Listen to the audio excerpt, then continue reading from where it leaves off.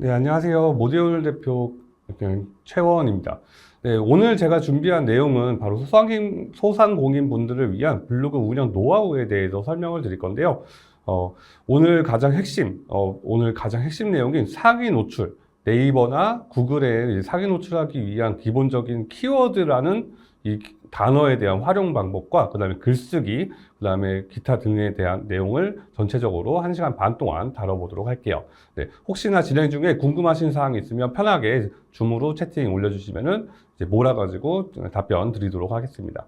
자, 오늘 제가 준비한 내용은 이렇게 이제 진행이 될 거예요. 일단 가장 첫 번째로 소비자 블로그와 사업자 블로그의 차이점에 대해서 일단 설명을 드릴 겁니다. 네, 그래서 그러니까 소비자들이 이제 내 블로그에 찾아올 건데, 이제 사업자분들이 운영하는 블로그는 어떤 차이점을 가지고 운영해야 되는지 이거에 대해서 조금 설명을 드리고요. 그리고 이걸 바탕으로 고객 중심, 소비자를 위한 콘텐츠를 제작하기 위해선 어떤 고민들이 좀 필요한지 이거에 대해서 조금 하나씩 좀 팁을 전달해 드리고요. 그리고 키워드라는 게 대체 뭔지, 아마 마케팅에 대해서 공부하시거나 처음으로 접하신 분들은 이 키워드라는 개념 자체가 좀 생소하고 이게 대체 무엇인가 라는 약간 생각이 많이 드실 거예요. 그래서 이런 부분에 대한 개념, 그리고 역할, 그리고 상위 노출을 하기 위한 키워드 사용 방법까지, 그리고 안내를 드리도록 하겠습니다. 그리고 최종적으로 상위 노출을 하기 위해선 어떤 글쓰기를 해야 하는가에 대해서 좀 빠르게 한번 전달을 해보도록 할게요. 그리고 이제 마지막에 블로그 전화 상담 링크하기라는 설명도 이제 추가가 되어 있는데, 최근 들어 네이버나 구글에서 개인정보 관련해가지고 글을 노출을 배제하는 경향들이 조금 커지고 있어서 이 부분들을 좀 고민해가지고 좀 이제 개선을 할 수 있는, 이런 문제점을 좀 방지할 수 있는 방법도 좀 소개를 해드리도록 하겠습니다. 자, 그럼 바로 진행하도록 시작하겠습니다. 자, 일단 소비자 블로그와 사업자 블로그의 차이점에 대해서 아마 다들 좀 어렴풋이 좀 아시는 분들 좀 계실 것 같아요. 그래서 좀 이제 기초적인 부분을 조금 설명드리면, 소비자 블로그 분들 같은 경우에는, 소비자 블로그의 경우에는 좀 이제 개인적인 공간입니다. 그러니까 개인적인 일상, 예를 들면 이제 내가 어디 행사에 다녀왔다, 여기 되게 좋았다, 약간 이런 이제 나만을 위한 기록을 올리는 곳이 이제 소비자분들이 운영하는 블로그예요.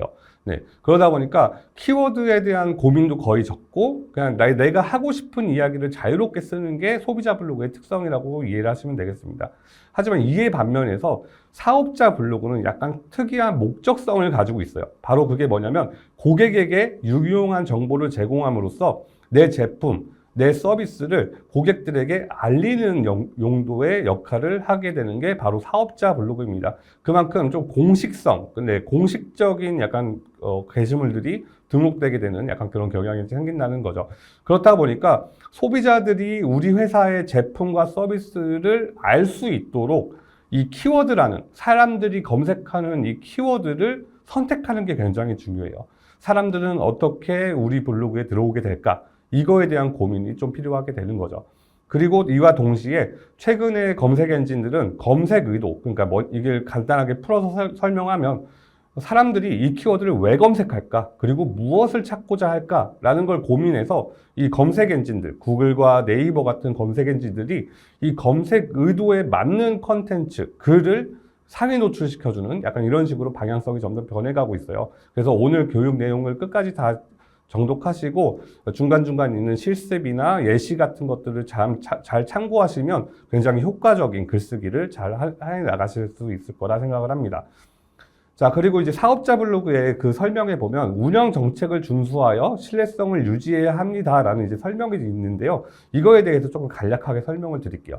소비자 블로그는 개인 공간이에요. 그러다 보니까 글 삭제도 자유롭고, 뭐 이제 블로그를 초기화한다거나 아니면 계정을 바꾼다거나 블로그를 바꾼다거나 이런 것들이 자유로운 편인데, 사업자 블로그는 이제 기본적으로 네이버 같은 경우 단체 계정 가입이라던가 이 과정에서 사업자 등록증을 통해서 가입을 하는 등으로 인해서 재가입이 좀 어려워요. 그리고 한번 고객에게 전달된 콘텐츠, 글은 이제 그거를 특이한 특이사항이 있지 않는 이상은 웬만하면 삭제도 신중해야 되고 수정도 신중할 필요가 있습니다. 이렇다 보니까 사업자 블로그의 경우는 자체적인 이런 제한도 있지만 네이버의 운영 정책 이런 것들에 따라서 이제 그거에 대한 이제 기준들도 잘 마련을 해야 되고요. 네, 특히 법률과 관련된 부분이 많기 때문에 혹시 교육 자료 받아보신 분들은 맨 뒤에 있는 그 각 직군별, 업무별 그 법률 확인하시면 좋은 법률들을 다 나열해 놨으니까 이제 강의가 끝나고 한번 확인해 보시면 좋을 것 같습니다. 자, 그럼 첫 번째로 우리 사업자 블로그 하시는 분들 같은 경우에 가장 먼저 해야 되는 것이 바로 블로그의 목적을 설정하는 건데요. 네, 지금 이거는 이제 실습으로 이제 정하긴 했지만 지금 시간 관계상 실습을 직접적으로 진행하지 않고 어떻게 진행해야 되고 왜 이렇게 해야 되는지 그 과정을 좀 간단하게 설명을 해드릴게요. 네, 우리가 이제 블로그를 맨 처음 시작하게 되면은 사업자분들 같은 경우는 이제 내가 내 글을 어디다 노출시켜야 되지? 약간 이런 고민부터 먼저 시작하시는 분들이 좀 많아요. 근데 이거를 지금 제가 설명드린 사업 특성의 파악, 그 다음에 블로그의 목적을 설정하고, 그 다음에 잘된 블로그를 참고하는 거. 이렇게 세 가지를 순서대로 진행을 하게 되시면은 효과적으로 진행을 할 수가 있는데요. 자, 첫 번째로 바로 제품이나 서비스의 특징, 그리고 이 제품과 서비스를 이용하는 고객들의 니즈를 파악해서 어떤 글을 써야 될지 한번 고민해 볼 필요가 있어요. 예를 들면 우리 매장에 와서 손님들이 뭐 가격에 대한 문의도 많이 하고 이 제품은 이제 어떤 점에서 좋아요? 어떻게 어디에 활용하면 좋나요? 이런 그러니까 문의 사항들이 좀 많이 쌓여 있으실 겁니다. 사업을 좀 오래 하신 분들이든 처음 이제 막 시작하신 분들이든 이 고객분들의 문의 사항이 많이 쌓여 있으실 거예요. 그것들을 꼼꼼하게 기억나는 대로 꼭 기록을 해두세요. 왜냐하면 소비자들이 찾고 나에게 물어보는, 우리 회사에게 물어보는 모든 질문 사항들은 이 검색을 하고 있는 사람들의 목적과도 같습니다. 네. 예를 들면 더 합리적인 가격, 더 합리적인 뭐 결과물, 뭐 이런 것들을 고민하면서 검색을 해 나가시는 분들을 위한 이제 그런 컨텐츠를 고민해야 된다라고 이제 볼 수가 있겠죠. 그래서 이런 제품이나 서비스의 특징, 그리고 이에 대한 소비자분들의 질문 사항들, 그리고 우리가 그 고객분들에게 답변했던 이야기들, 이런 것들을 블로그 글로 잘 적어 내려가시기만 해도 우리 브랜드의, 우리 제품의, 우리 서비스의 장점을 많은 분들께 더 많이 알리게 되실 수 있을 거예요. 네. 자, 그리고 이제 두 번째가 바로 블로그의 목적 설정인데요. 지금 여기 계신 사업자분들이 굉장히 다양한 직업군을 가지고 계실 거예요. 어떤 분들은 매장을 운영하시면서 손님분들이 블로그를 통해서 우리 매장에 많이 왔으면 좋겠고, 그리고 어떤 분들은 이제 소비자분들이 내 글을 보고 뭐 상담을 문의한다거나 아니면 뭐 예약을 한다거나 약간 이런 예약 상담 문의, 이런 것들을 이제 더 중점적으로 이제 목표점을 가지고 계실 수 있을 텐데요. 이렇듯이 제품 홍보가 중심이 될지, 고객 상담이 중심이 될지, 단순하게 정보를 제공하는 것이 목적이 될지, 이 각각의 글을 쓸 때마다 목표를 명확하게 할 필요가 있어요. 예를 들면 제품을 홍보할 거예요. 제품을 홍보할 때는 반드시 이제 소비자들이 이 제품을 왜 써야 되는지, 어떤 상황에서 써야 되는지, 이 제품을 썼을 때 어떤 장점이 있는지, 약간 이런 것도 이제 설명을 좀 해줄 필요가 있는 거죠. 네, 왜냐하면 소비자들은 모르는 상황이니까. 그래서 이런 블로그의 목적을 어떻게 설정하냐, 게시물을 어떤 글을 쓸 거냐라는 이 목적에 따라서 이 글쓰기가 조금 많이 달라질 수 있습니다. 네. 그래서 이런 부분에 대한 내가 블로그로 영업을 할 건지, 아니면 방문을 위한 방문 유도를 위한 홍보를 할 건지를 명확하게 하시는 게 중요해요.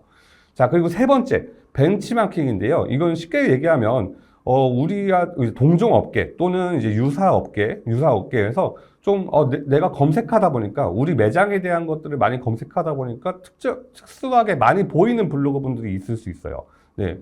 기업 블로그분들, 이제 그런 블로그분들을 딱 보면서 이분의 그 게시물 목록을 딱 보면서 이분들은 소비자를 위해서 이런 정보들을 제공하고 동시에 뭐 영업 활동을 하고 계시구나, 아니면 방문을 유도하고 계시구나, 뭐 이런 것들을 파악하신다거나, 뭐 아니면 글을 올리는 시간, 그리고 뭐 고객이 댓글로 뭐 문의를 달았을 때 어떻게 답변해야 되는지, 약간 이런 요령들을 좀 이런 장점 부분들을 좀 부분 배워나갈 필요가 있습니다. 네, 그래서 꼭 이제 내 블로그의 목적을 설정하는 단계에서는 우리 회사, 우리 서비스, 우리 제품을 대표하는 그리고 소비자들이 검색할 만한 이 단어들을 네이버나 구글에 다양하게 검색해보고 그분들이 어떤 글을 쓰고 있는지, 뭐 문체는 뭐 약간 뭐 조곤조곤 설명하는 톤인지 아니면 약간 까불까불하면서 발랄하게 이야기를 하는 편인지 약간 이런 것들도 좀 참고하시면 좀 이제 소비자들이 익숙하게 다가가는데 훨씬 더 효과적으로 적용을 하실 수가 있을 거예요. 그래서 오늘 교육이 끝나고 이 실습을 한번 직접적으로 한번 진행을 해보시면 꽤 이제 큰 거대한 틀이 이제 잡히게 되실 겁니다. 자, 이 다음으로 이제 앞에서 제가 설명드린 게 이제 벤치마킹, 블로그 목적, 사업 특성 이런 것들을 이제 설명을 드렸는데 이 세 가지가 이제 공통점이 뭐냐면 소비자가 중심이라는 거예요. 소비자. 그러니까 이게 네이버 블로그는 기본적으로 이제 블로그 네이버 블로그든 구글에 노출되는 블로그든 이 블로그의 특성은 뭐냐면 내가 찾아가는 마케팅, 내가 찾아가는 홍보가 아니라 사람들이 필요에 의해서 찾아오는 홍보입니다. 네. 그렇기 때문에 반드시 글을 쓰실 때 소비자를 중심으로 두고 소비자가 원하는 이야기를 하고 소비자가 원하는 정보를 제공을 할 필요가 있어요. 네. 그래서 특히 네이버나 구글에서 우리가 검색을 하는 이유를 가만히 생각해 보면 보통 뭐 어떠한 문제점이 생겼을 때 이거 어떻게 해결해야 되지? 라는 상황에서 뭐 검색을 한다거나 나 여자친구랑 데이트해야 되는데 지금 여기 근처에 맛집 어디 있지? 막 이런 식으로 뭔가 특수한 상황에 놓여 있는 소비자분들이 검색을 한다는 점이에요. 네. 그렇기 때문에 이 점을 항상 소비자들이 어떤 상황에서 검색을 하는지 상황을 판단을 하고 그거에 맞게 글을 작성해서 이야기를 하셔야 소비자는 블로그를 통해서 단순하게 이렇구나 하고 끝나는, 그러니까 정보를 알고 끝나는 게 아니라 제품이나 서비스에 대한 정보를 얻고 최종적으로 구매를 결정하거나 방문을 결정하거나 상담을 결정하거나, 네, 이런 소비자와 사업자분들 사이에 커뮤니케이션이 그제서야 일어나게 돼요. 네, 그래서 블로그는 항상 소비자분의 관점에서 작성되는 게 굉장히 중요하다고 볼 수가 있습니다. 자, 그렇다면 소비자 중심의 정보 제공의 간단한 예시를 제가 좀 설명을 드려보면요. 자, 유용한 정보를 제공하는 거 좋아요. 예를 들면은 뭐 주차에 대한 이야기라던가 아니면은 뭐 우리가 이제 공장을 하는 이제 사업자분들이라면 제조, 생산 뭐 여러 가지 절차가 있지만 소비자가 필요한 게 무엇인지 그걸 바탕으로 해서 뭐 설계를 어떤 식으로 한다. 그래서 뭐 투명하게 뭐 도안을 제공드리고 뭐 이런 이야기들 있죠. 고객과의 그런 실질적인 이야기들 이런 걸 통해서 소비자들의 궁금증, 그다음에 호기심 이런 것들을 채울 수 있는 정보를 제공하는 게 굉장히 중요하다고 볼 수가 있어요. 네.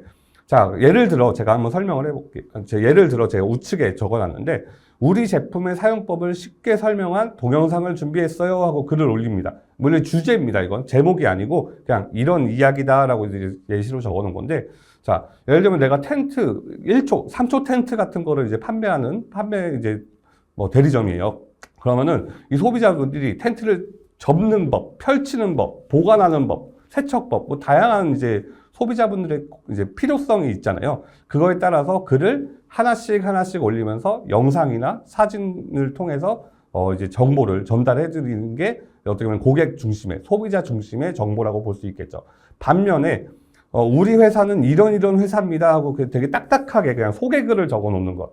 이거는 소비자로 하여금 이게 필요성을 느끼지 못하는 정보가 될 수 있어요. 물론 이제 뭐 기업에 투자를 한다거나 아니면은 뭔가 인큐베이션 같은 이제 기업을 양성하거나 이런 이제 창업자를 양성하거나 하는 이제 소비자분들이라면, 그러니까 어떻게 보면 이제 소비자분들이라면 그런 분들 같은 경우는 필요할 수 있겠지만은 일반적으로 제품을 구매해서 제품에서 만족감을 느끼는 분들, 서비스를 체험해보고 서비스에서 만족을 느끼시는 고객분들, 일반적인 고객분들 그 한에서는 그 단순하게 우리 회사는 이런 회사입니다. 이거는 이제 다소 부적절할 수가 있다고 볼 수가 있겠죠. 물론 이게 그렇다고 블로그에다가 우리 회사는 이런 회사예요 라고 소개를 하지 말라는 게 아니라 글의 그 큰 비중을 차지하는 부분이 좀 제품이나 그 다음에 서비스를 중심으로 고객 중심의 이야기를 진행하는 게 가장 효과적이라고 볼 수가 있습니다.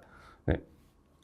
그래서 소비자 중심의 블로그 콘텐츠 작성하는 방법에 대해서 제가 간단하게 몇 가지 나열해 놓고, 그 다음에 주의사항도 하나 추가를 해 놨는데요. 자, 첫 번째가 바로 소비자의 관점을 이해하는 거예요. 앞서서 제가 설명드린 것처럼 소비자들은 왜 검색할까? 왜 우리 제품을 찾을까? 왜 우리 서비스를 찾을까? 왜 우리 업체의 뭐 다양한 이런 분야에 대한 업무를 필요로 할까? 이런 것들을 고민하면서 그분들이 필요로 하는 게 무엇인지, 그리고 왜 찾고 있는지, 이 상황을 상상해 보는 게 중요해요.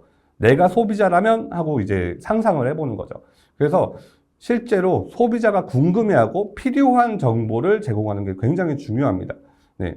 그래서 이제 아까처럼 이제 제가 제품을 가지고 이제 뭐 3초 텐트 뭐 이런 걸로 이제 설명을 드렸지만, 이거 외에도 맛집 같은 경우도 예를 들면은 사장님 입장에서 우리 매장에 오시는 다양한 손님들이 이런 메뉴들을 주로 시키시고 이 메뉴에서 이런 평가를 하시고 되게 맛있게 먹고 가셨다. 그리고 또 방문하셨다. 이런 약간 그 고객과 이제 사업자 간의 약간 그런 소통 일기 같은, 네, 그런 것들을 이제 기록하는 것도 이제 소비자분들이 뭔가 내가 가야 될 매장을 결정하는데 좀 중요한 이제 지표가 될 수도 있겠죠. 네, 그래서 소비자들이 무엇을 필요로 하는지를 항상 꼭 고민을 해보고 글을 쓰셔야 됩니다. 자, 그리고 많은 이제 분들이 이제 놓치는 부분이 있는데요. 예를 들면은 이제 영업 상담 이런 이제 아니면 예약 이런 쪽을 이제 만약 업무를 진행하시기 위해서 블로그를 하시는 경우라면 구체적인 사례를 꼭 제시해 주셔야 돼요. 왜냐하면 소비자가 처한 상황과 내가 생각한 상황, 그리고 이에 대한 해결책이 이 삼각구조가 확실하게 이어져 있어야 소비자들이 글을 보고 뭐 상담을 요청하거나 뭐 예약을 하거나 이런 것들이 발생을 하게 되는데, 이런 소비자의 상황을 내가 정해주지 않고 우리는 이런 거 가능해요, 저런 것도 돼요, 이런 것도 돼요, 이런 식으로 나열만 하게 되면 소비자들은 이게 어떤 상황에서 이게 필요한 건지 이거를 이해하지 못하게 됩니다. 네, 그렇기 때문에 블로그 글을 끝까지 읽지 못하고 나가는 경우가 다수 발생하게 돼요. 그래서 만약 우리가 기업에 대한, 제품에 대한, 서비스에 대한 만약 홍보를 하고자 하신다면 글의 중반 이후부터 홍보를 하시면 굉장히 효과적이에요. 네, 그래서 초반 부분에는 이 글의 흥미를 끌어내기 위한 약간 그런 부분이 필요하다라고 이제 볼 수가 있겠죠. 그래서 고객의 사례, 그 다음에 이거를 우리가 어떻게 해결해 줬는지, 그리고 이걸 위해서 고객분들이 뭐 준비해야 될 서류, 뭐 이런 것들을 이제 같이 쭉 안내를 해주면, 소비자분들이 정보도 얻고, 동시에, 여기다가 우리가 서류 준비해서 해주면은 이런, 업무 진행 이력도 있으니까 더 일 잘해주겠지 하고 전화 상담 같은 것도 이어지게 됩니다. 네. 자, 그리고 이제 네이버 지도에 대해서 조금 설명을 드릴 건데, 이제 최근에 지금 어떤 이제 사례들이 좀 많이 발견되고 있냐면, 네이버 지도에, 그러니까 공식 블로그, 사업 블로그에 공식적으로 네이버 플레이스에 등록된 지도를 계속해서 반복적으로 첨부하면서 등록을 하다 보니 갑자기 내 블로그가 노출이 안 되는 이런 좀 치명적인 상황이 생기는 사례가 굉장히 많아요. 네, 특히 식당 하시거나 펜션 하시는 분들이 좀 많이 이제 피해를 보셨는데, 좀 이거에 대해서 제가 좀 설명을 드리도록 하겠습니다. 자, 네이버 지도는 기본적으로 네이버 스마트 플레이스, 우리 그 매장 고객분들이 방문하는 거 위주로 사업하시는 분들은 네이버 지도 다들 등록하실 거예요. 여기에 있는 리뷰 정책이라는 게 있는데, 이 리뷰 정책과 블로그의 운영 정책이 겹치면서 큰 문제가 생깁니다. 이게 어떤 얘기냐면요. 자, 제가 적절한 예시로 든 상황을 보면요. 이 장소는 우리 회사가 자주 이용하는 회의 공간이에요. 지난 회의에서 중요한 의사결정을 내렸죠 하면서 우리 사무실에 딸려있는 약간 그 오피스룸, 회의실에 대한 이야기를 하면서 우리 회사 뭐 임대업을 하시는 분들이라면, 사무실 그 회의실 임대업을 하시는 분들이라면 이런 것들을 이제 넣으면서 지도를 넣으시면 괜찮아요. 왜냐하면 이 장소에 대한 이야기이기 때문에, 이 장소에서 벌어진 에피소드, 그리고 그걸 통해서 겪은 경험, 이런 것들이 들어있기 때문에 스마트 플레이스 리뷰 정책을 위반하지 않게 되지만, 부적절한 예시로 이제 설명한 것들이 뭐냐면, 우리 회사는 서울 강남에 위치해 있고 주소는 어디입니다. 저희는 이런 것들을 판매하고 이런 서비스들을 제공해요. 그리고 전화번호는 여기에요. 막 이런 식으로 단순하게 업체 정보를 나열하고 지도를 넣는 것. 네, 이거는 스마트 플레이스 리뷰 정책을 위반하는 항목이 됩니다. 그래서 많은 분들이 이제 플레이스 리뷰를 하나라도 더 쌓기 위해서 내 블로그, 공식 그 사업자 블로그에다가 지도를 넣고 글을 올리시는 경향이 좀 있으신데, 이 점을 좀 유의하시면서 운영을 하실 필요가 있으세요.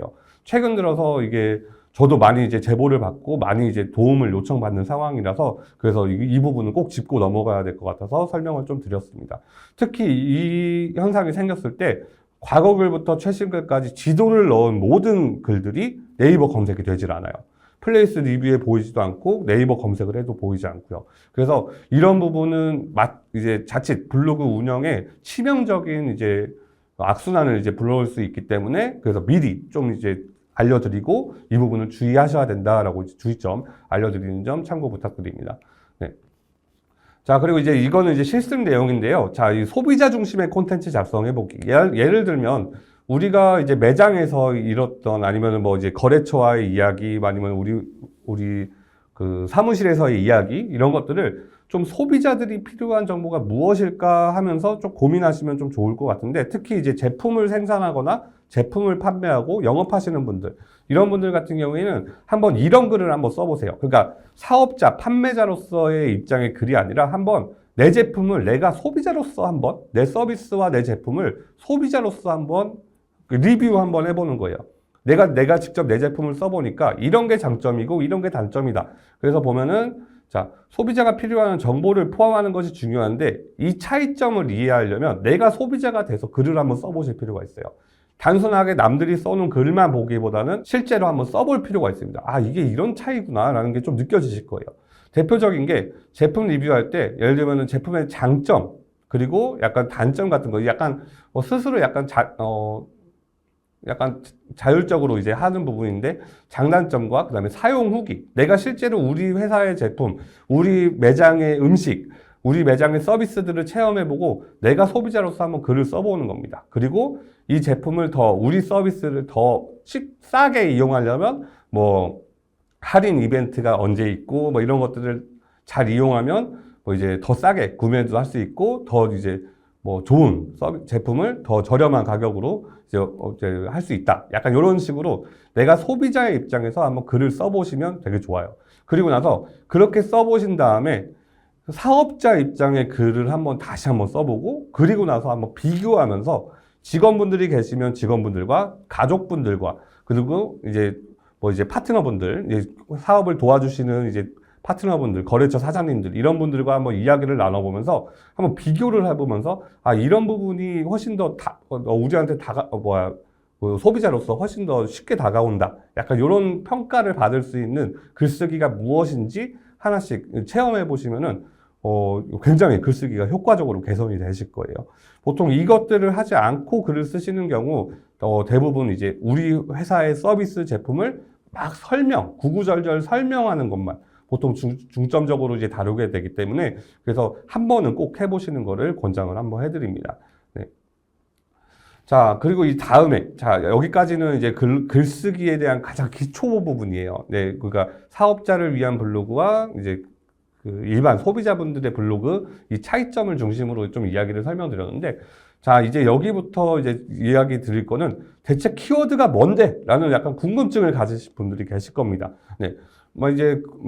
여기 교육 신청하시고 오신 분들은 이제 키워드 마케팅 새로운 영어로 되어 있는 다양한 단어들 때문에 좀 헷갈리기도 하고 찾아봐도 마땅한 자료가 없고 이렇게 해가지고 좀 어렵고 좀 복잡하고 이런 상황에 좀 놓여 계실 수도 있는데 저 이런 부분을 좀 제대로 짚어 드릴게요. 핵심만 좀 설명을 드리면 자, 키워드라는 개념은 블로그 글의 주제를 나타내는 단어 또는 문구를 의미합니다. 그러니까 내 글을 대표하는 단어가 곧 키워드다라고 생각을 하시면 되세요. 예를 들면은 우리가 강남에서 식당을 운영하고 있으면 강남 식당, 강남 맛집, 강남 소고기 이런 것들이 이제 우리 회사를 대표하는 키워드가 되는 거고요. 그리고 이거 외에 또 이제 인테리어 시공을 하시는 분들이라면은 어디동 인테리어, 어디동 샤시 이런 단어들도 이제 우리 회사, 우리의 서비스, 우리의 그 제품을 이제 대표하는 단어가 되는 거죠. 그 단어를 뭉뚱그려서 전체를 모두 다 키워드라고 생각을 하시면 됩니다. 네. 그러면은 이제 이 키워드를 이제 이제 알게 됐어. 키워드의 개념을 알게 됐으니까 이 키워드를 신경 쓰면서 내가 한번 우리 회사에 대한 단어들을 쭉 한번 나열해 보는 거예요. 소비자들이 이제 내가 생각하기에 우리의 제품의 메뉴명, 제품명, 뭐 모델명, 이런 모든 것들이 이제 키워드에 해당이 되는 거죠. 그래서 모든 것들을 한번 A4 용지에 꼼꼼하게 한번 좀 나열해 보시면, 사람들한테 이런 단어들을 바탕으로 검색 결과가 노출이 되겠구나 라고 생각을 하시면은 조금 더 키워드의 개념이 또 쉬워지실 겁니다. 네. 그리고 또 하나의 키워드의 개념이 있는데, 바로 키워드의 개념 중 하나가 뭐냐면 바로 검색 키워드라는 개념이에요. 네. 방금 제가 설명드린 거는 우리 회사를 대표하는 대표 단어를 나열하고 이를 바탕으로 우리 회사를 홍보하기 위해서는 이 단어를 써야지 약간 요런 걸 하는 단계라면, 이 검색 키워드라는 단계, 이 검색 키워드의 단계는 약간 내가 소비자라면, 아니면은 소비자들이 직접 검색을 할 때 뭐라고 검색하는지 이것들을 한번 고민해 보는 거예요. 예를 들면은 내가 가평에서 펜션을 운영하는데 이때 휴가 시즌이 가장 이제 어떻게 보면 가장 피크잖아요. 이때 가장 사전에 홍보가 많이 돼야 되는데, 이 여름 휴가를 준비하는 분들은 어떤 키워드로 검색을 할까? 어떻게 검색을 해서 휴가지를 찾고 휴양지를 찾고 숙박을 예약을 하고 이런 것들을 할까? 이런 것들을 고민하기 위한 이제 기준이 검색 키워드입니다. 네. 그래서 사람들이 뭐라고 검색할까? 이것들을 조금 이제 고민해보고 직접 검색해보면서 우리와 업종과 비슷한 업종들의 이제 뭐 경쟁사들이나 경쟁 업체들이 쭉 이렇게 이제 검색 결과에 나오는지 이걸 확인하시면은 이거는 우리 회사도 다룰 수 있는 키워드구나 라는 걸 이제 좀 빠르게 아실 수 있을 거예요. 그래서 우리 회사 입장에서의 핵심 단어들을 나열하고, 그 다음에 소비자들이라면 뭐라고 검색할까 고민하면서 이것들을 나열해 보면서 이게 서로 중첩되는 것들을 쭉 찾아나가다 보면은 이 키워드를 우리 블로그에서 꾸준하게 다루면 많은 분들한테 더 효과적으로 전달이 가능하겠구나, 이렇게 생각을 하시면 됩니다. 그래서 대표적인 게 아까 제가 가평 펜션이라고 설명을 드렸는데, 만약 그런 펜션 사업을 하시는 분들은 여름 휴가 추천지, 네, 아니면은 여름 휴가 뭐 숙박하기 좋은 곳, 약 이런 식으로 사람들이 검색을 할 거라는 거고요. 그다음에 서울이라고 지금 예시가 되어 있지만, 내가 일부는 동탄에서 맛집을 운영하고 있어, 식당을 운영하고 있다면 동탄이라는 지역명을 넣고 맛집, 뭐 불고기, 소고기, 아니면은 뭐 삼계탕 이런 식으로 지역명을 넣어가지고 키워드를 다양하게 검색을 해보고요. 그다음에 내가 이제 블로그를 공부하니까 블로그 운영 방법이 궁금해 하고 검색을 하는 분들 같은 경우에는 블로그 운영 방법, 블로그 운영하는 법, 약간 이런 식으로 다양하게 검색을 하시겠죠. 네. 그래서 이 검색 키워드와 그 다음에 우리 회사를 대표하는 키워드는 꼭 한번 이렇게 A4 용지 같은 걸로 쭉 나열을 해보시면 더 효과적으로 블로그를 운영하는데 활용을 하실 수가 있게 됩니다. 그래서 이 키워드를 제가 알려드리는 이유는 이 이후에 상위 노출이라는 기준이 이 검색 키워드를 기준으로 검색 결과의 상위에 뜨는 것이 가장 핵심적인 목표이기 때문에 제가 먼저 키워드의 개념을 설명드리는 부분이에요. 네. 자, 그러면 키워드에 하는 역할은 뭘까에 대해서 제가 이제 간단하게 요약을 해놨는데요. 자, 첫 번째로 검색 결과 노출입니다. 네, 여기까지는 아직 순위가 정의되지 않은, 그러니까 순수하게 이 단어가 포함되어 있는 글이라는 점에서 검색 결과에 노출이 된다는 부분을 설명해 놓은 거예요. 네. 그래서 특히 네이버에서 구글에서 검색을 해보시면 내가 검색한 단어나 문장이 이게 굵게 강조가 돼서 검색 결과에 나오는 게 보이실 거예요. 네, 반드시 키워드가 제목 또는 본문에 포함된 글만 검색 결과에 나타나는 점이에요. 네, 만약 내가 머리로는 생각을 했어. 우리가 한번 여름 휴양지 해가지고 우리 프라이빗 그 펜션을 한번 홍보해보자, 이렇게 해가지고 했는데 정작 프라이빗 펜션 이게 여름 휴양지, 여름 놀이, 여름 가볼 만한 곳, 이런 단어를 제목이나 글에 전혀 넣지 않게 됐을 때, 그러면 검색 결과가 노출되지 않는다는 이야기가 되는 거죠. 네. 그렇기 때문에 저희가 앞서서 우리 회사의 대표 단어들, 그 다음에 사람들이 검색할 만한 단어들, 이것들을 잘 조합을 해가지고 반드시 제목과 본문에 포함시켜야 된다라는 걸 이제 알 수가 있게 되는 거죠. 네. 많은 분들이 이 제목이나 본문에 이걸 써야 된다, 이거를 잘 놓치시고 넘어가시는 부분이 있기 때문에 한번 이제 강조를 드리는 겁니다.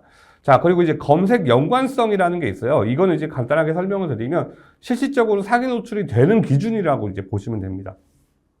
자, 검색 연관성이라는 게 뭐냐면, 자, 서울 맛집이라는 키워드는 사람들을 왜 찾을까?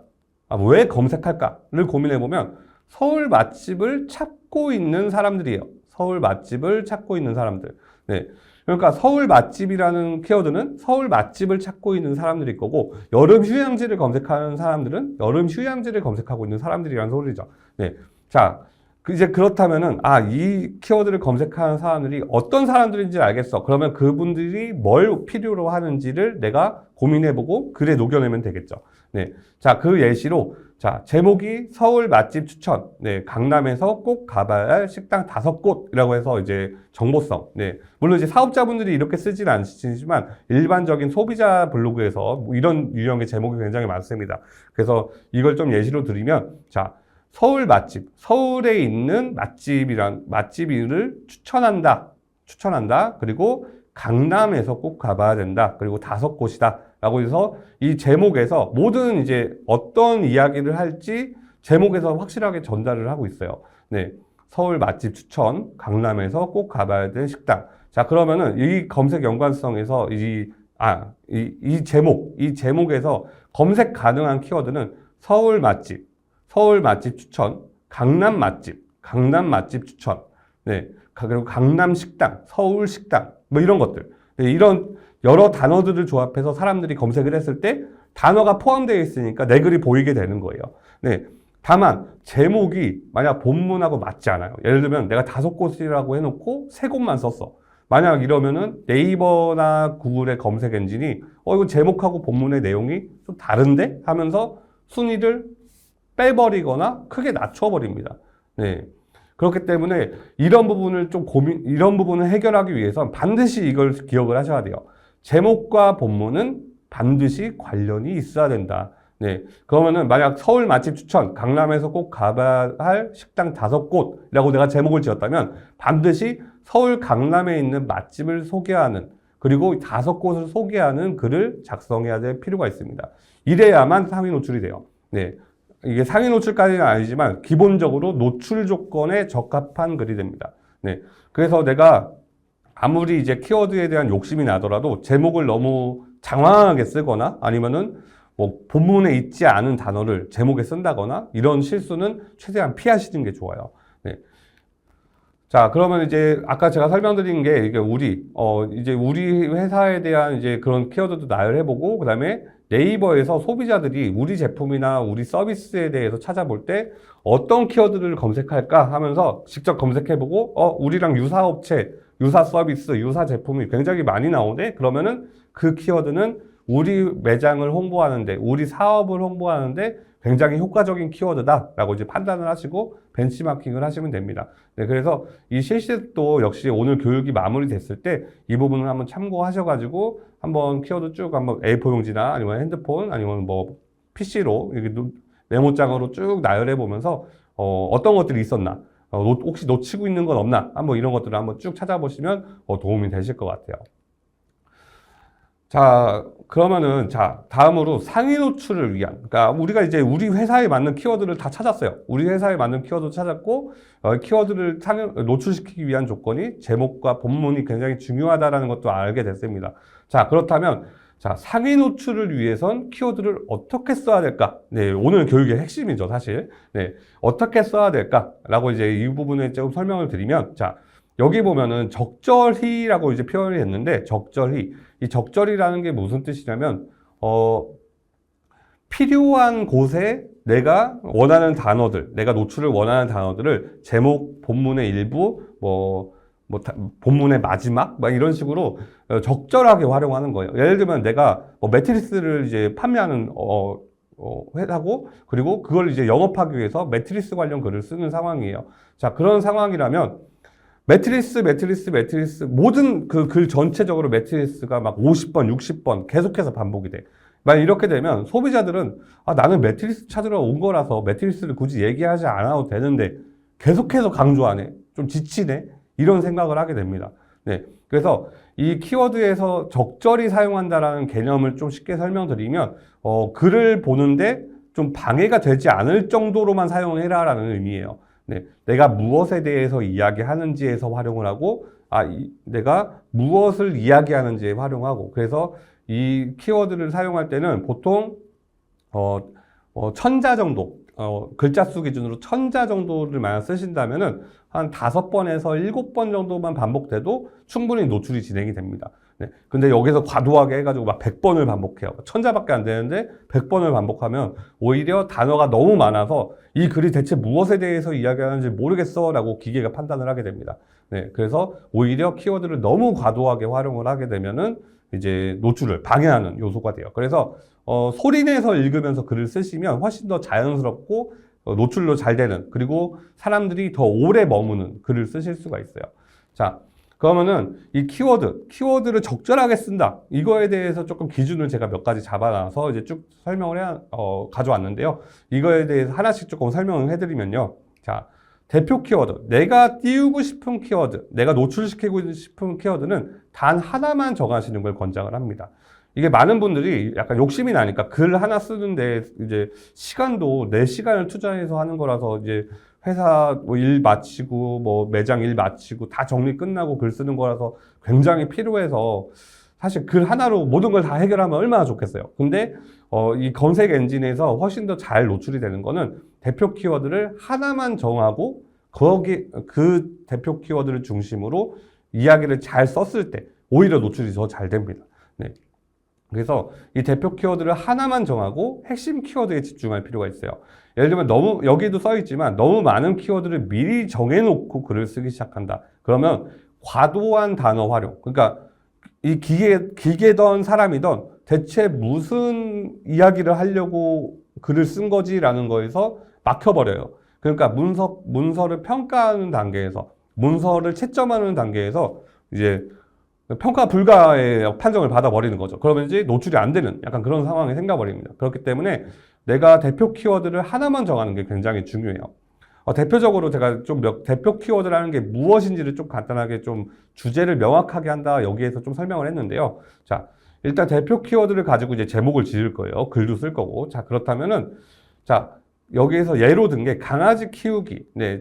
강아지 키우기라는 주제로 내가 선택을 했어요. 물론 강아지 키우기가 키워드도 될 수 있습니다. 네, 강아지 키우기라는 주제 자체가 키워드가 될 수도 있지만 여기서 더 뾰족하게 들어가게 되면 강아지 키우기 방법이라는 키워드가 될 수도 있어요. 그러니까 그러니까 단어가 무조건 짧다고 키워드가 아니라 길어도 키워드입니다. 길어도 키워드예요.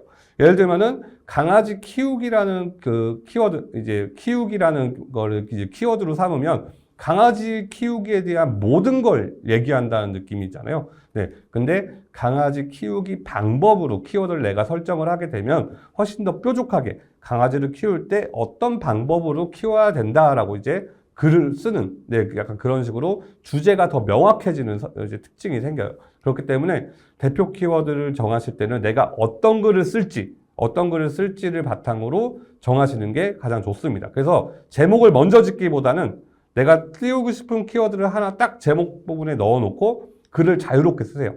내가 이야기하고 싶은 것들을 막 자유롭게 쓰세요. 그리고 나서 글 전체적으로 봤을 때 내가 정한 이 대표 키워드 이런 것들을 바탕으로 제목을 마지막에 지으시면 훨씬 노출이 유리해집니다. 네. 그래서 제목을 먼저 짓기보다는 제목을 마지막에 짓는 습관을 들이시는 것도 상위 노출에 굉장히 효과적인 접근 방법이라고 보실 수가 있어요. 그래서 특히 이렇게 글을 다 쓰고 나서 제목을 짓고 키워드를 최종적으로 결정을 하기 때문에 주제가 명확해져요. 그러니까 글을 대표하는 단어가 자동으로 나오게 되고요. 그 과정에서 상위 노출 가능성에 대한 향상도 이제 생긴다고 보실 수가 있겠죠. 자, 근데 이제 이런 경우가 있습니다. 작성 의도를 명확하게 적어야 되는데, 예를 들면 강아지 키우기 방법이라는 주제를 정했어. 근데 강아지라는 단어도 있고, 강아지 키우는 방법에 사료도 있고, 훈련도 있고, 장난감도 있고, 굉장히 다양하잖아요. 강아지라는 것 안에. 근데 이 내용들을 제목 안에다가 모두 다 넣게 되면 사료에 대해서 이야기하려는 건가? 훈련에 대해서 이야기하려는 건가? 장난감에 대해서 이야기하려는 건가? 해서 기계도 사람도 이제 명확하지 못한 글로 판단을 하게 되는 거예요. 그렇기 때문에 지금 이 부분은 좀 잘못된 예시로서 이제 적어놨는데 이 부분을 고려해야 되기 때문에 작성 의도를 명확하게 위해서 이런 불필요한 단어들은 일부러 제목에서 제거한다라고 생각을 하시면 됩니다. 네. 그래서 대표 키워드는 하나만 정하고 그리고 그 단어를 딱 옆에 메모장에 띄워놓고 내가 자유롭게 글을 써놓고 그 후에 마지막에 제목을 완성하는 것. 이게 사기 노출을 위한 글쓰기의 가장 기초적인 방법론 중 하나라고 이제 보시면 되고요. 자, 그리고 이제 두 번째, 이 목차를 작성하세요라는 내용도 준비를 했는데요. 이 내용을 간단하게 얘기하면 사람들이 뭔가 편안하게 시간 순서대로 또는 글을 쓴 사람이 정해놓은 순서대로 글을 따라 읽었을 때 굉장히 자연스럽고 편안하게 읽히도록 글을 쓰는 방법을 이제 간단하게 이제 적어 놓은 겁니다. 자, 목차라는 게 사실 우리가 블로그 글 쓰는데 굳이 목차가 필요할까요? 라는 생각을 하게 되는데요. 이렇게 생각하시면 돼요. 예를 들면 내가 뭐 서초동에 있는 뭐 스시집에 갔어요. 자, 근데 글의 시작 부분에 맛있다를 먼저 써요. 그리고 맨 끝에다가 맨 마지막에다가 여기 가려면 어떻게 가야 돼요? 라고 가는 방법을 소개를 하고 있어요.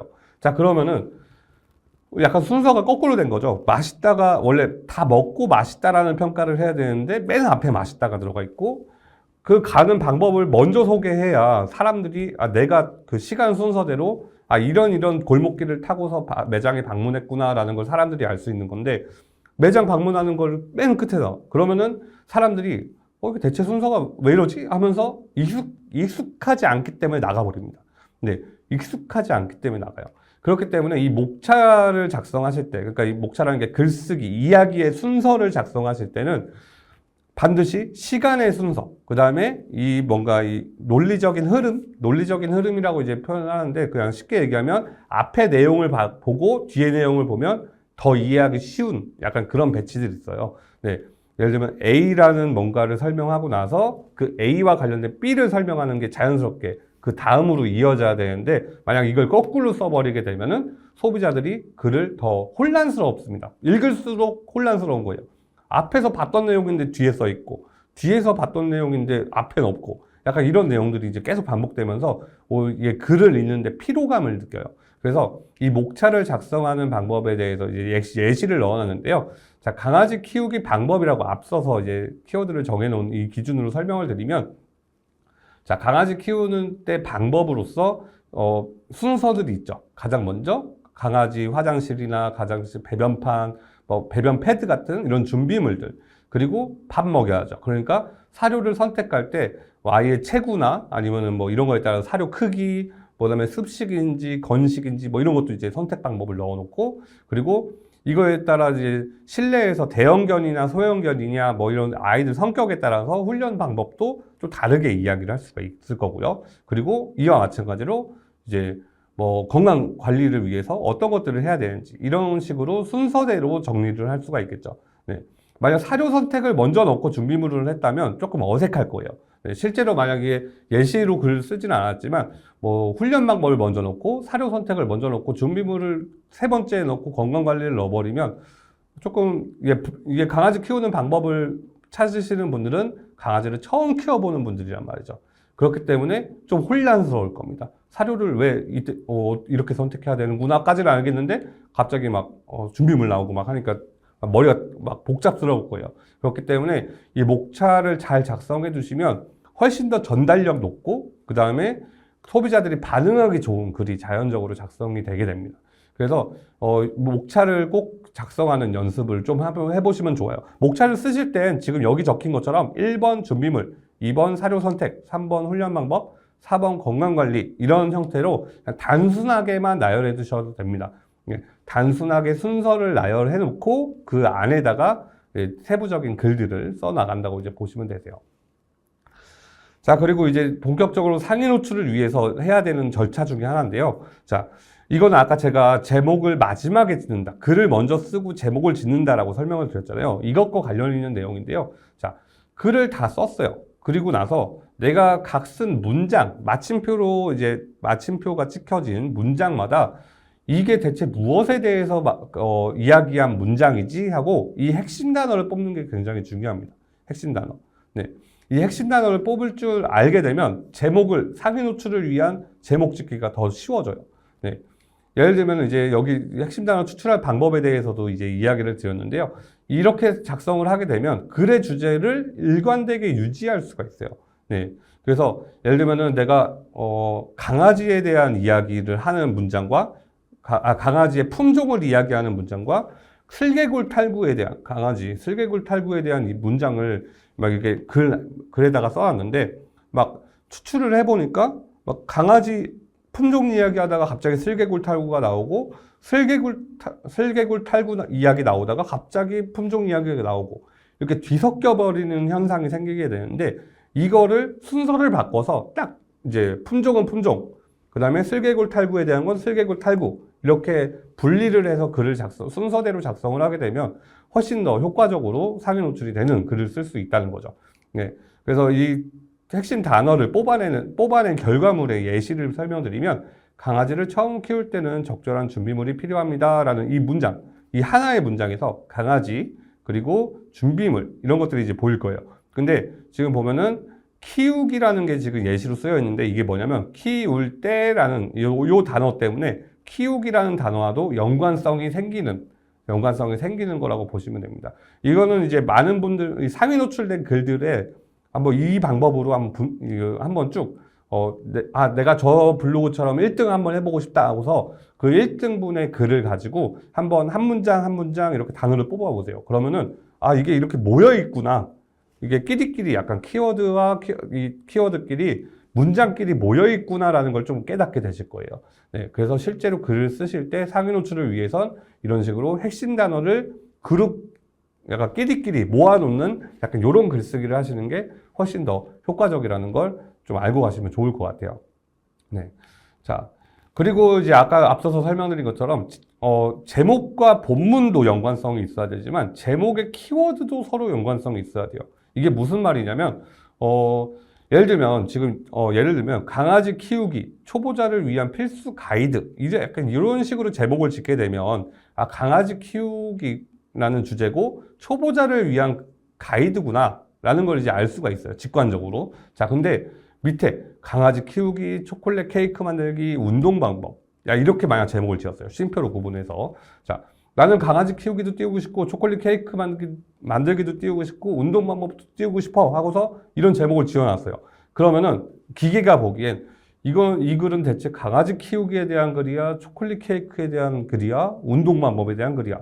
이런 부분에서 서로 관련이 없다고 판단하고 제목 자체에서 약간 빵점을 매겨버리는 거예요. 빵점. 네. 그래서 노출이 안 되고 실제로 검색도 안 됩니다. 네. 그래서 상위 노출이 안 되기 때문에 그래서 제목을 쓸 때는 강아지 키우기라는 걸 중심으로 초보자를 위한 거고 이 초보자를 위한 가이드예요 라고 명확하게 이 연관성 있는 단어들을 순서대로 나열하는 게 중요해요. 네. 이 부분이 조금 어렵게 느껴지실 수도 있는데 내가 소리내서 뭔가 읽었을 때 훨씬 더 편안하게 읽힌다? 약간 이런 제목들이 훨씬 더 효과적이라고 보시면 됩니다. 네.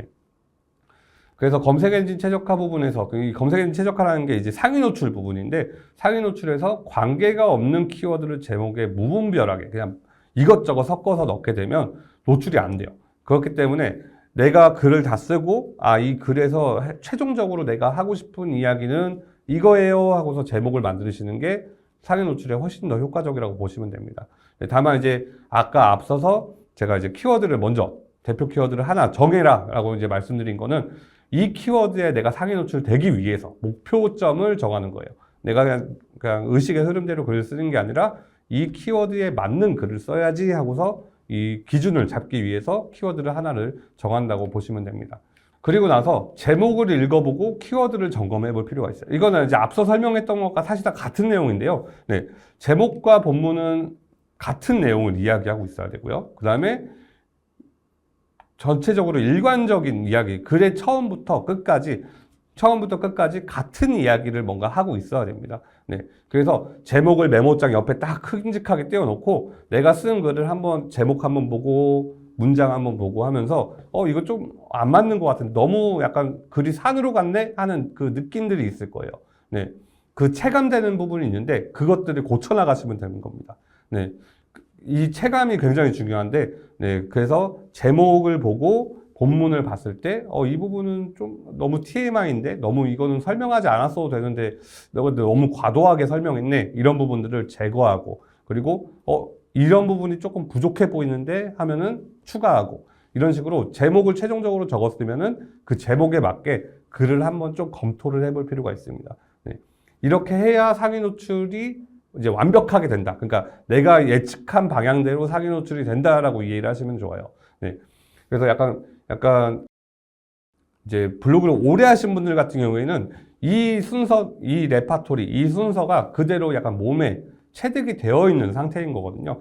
그래서 지금 여기 계신 분들은 이제 블로그를 이제 막 시작했거나 블로그를 이제 뭐 해보려고 준비하시는 분들일 거기 때문에, 그래서 이런 절차, 순서들을 한번 꼼꼼하게 따져보면서 내가 체득을 할 수 있는 시간을 좀 줄 필요가 있습니다. 네.